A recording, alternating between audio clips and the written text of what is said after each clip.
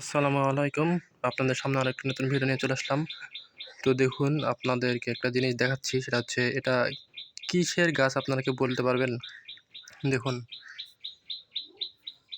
তো আমি বলে দিচ্ছি এটা হচ্ছে বরবটি বা বুড়া যেটাই বলেন না কেন সেটার বিচি আমরা ফুটিয়ে গাছ বের করেছি। তো আমরা এইভাবে গাছ করে থাকি সাধারণত মাটিতে গাছ লাগালে গাছগুলো নষ্ট হয়ে যায়, পচে যায় বা পোকাতে খেয়ে ফেলে অথবা বের হওয়ার সম্ভাবনা খুব কম থাকে। তাই আমরা বাসা বাড়িতেই বরবটির গাছগুলো বের করে নিই। তো প্রথমে আমরা কী করি, প্রথমে আমরা ভেজা বালু যে দেখতে পাচ্ছেন ভেজা বালু নিই এবং একটি পাত্রে ভেজা বালু রাখি এবং ভেজা বালু রেখে আমরা যে কোনো বুড়ার বিচি মার্কেট থেকে কিনে এনে এসে বা বাড়ির যেগুলো বিচি ব্যবহার করি সেগুলো আমরা হ্যাঁ, প্যাকেট থেকে কেটে আমরা ভেজা বালুতে দিয়ে দিই।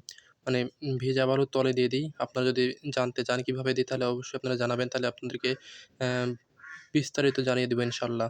তো ভেজা বালুতে আমরা বীজটা পুঁতে দিই এবং দেখুন বালুর পরিমাণ অল্প পরিমাণে বালু দিই এবং একটু একটু পরিমাণ যেন শিকড় নিতে পারে সেই পরিমাণে আপনারা বালু দিবেন। কারণ বুড়ার একটু বেশি শিকড় নেয় এবং দেখুন ৩ থেকে ৪ দিন হালকা পানি দিবেন, হালকা একদম হালকা পানি দিয়ে ৩ থেকে ৩ দিন অপেক্ষা করলে আপনারা যে এরকম গাছ হয়ে যাবে। আমরা বৃহস্পতিবারের দিন আমরা বালুতে দিয়েছিলাম এবং আজকে রবিবার। তো দেখুন এই ৩ দিনের ভিতরে আজকে গাছ কত বড় হয়েছে এবং জমিতে লাগানোর উপযুক্ত গাছ হয়ে গেছে। আজকের মধ্যে জমিতে লাগাতে হবে অথবা গাছগুলো নষ্ট হয়ে যাবে। তো আপনারা দেখতে পাচ্ছেন গাছের সাইজ এরকম হলেই আপনারা লাগিয়ে দিবেন। এর থেকে ছোটো লাগালেও ভালো হবে, তবে অতিরিক্ত বড় লাগালে গাছগুলো হেলফেল হয়ে যাবে এবং গাছের শক্তি কম হবে।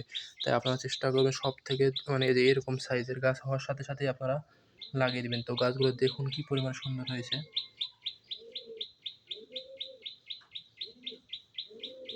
তো যারা বরবটি চাষ করতে আগ্রহী তারা এভাবে বরবটি চাষ করতে পারেন, তাহলে গাছগুলো নষ্ট হওয়ার সম্ভাবনা খুবই কম থাকে। এভাবে আপনারা একটা একটা করে তুলে আপনারা জমিতে যেয়ে রোপণ করে দিবেন, তাহলে হয়ে যাবে ইনশাআল্লাহ।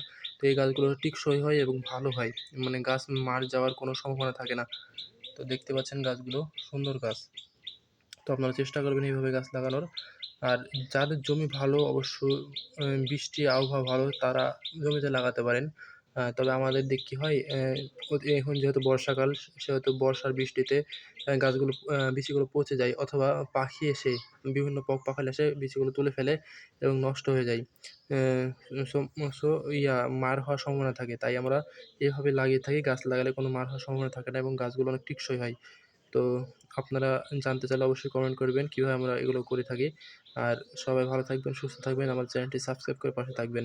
আল্লাহ হাফেজ।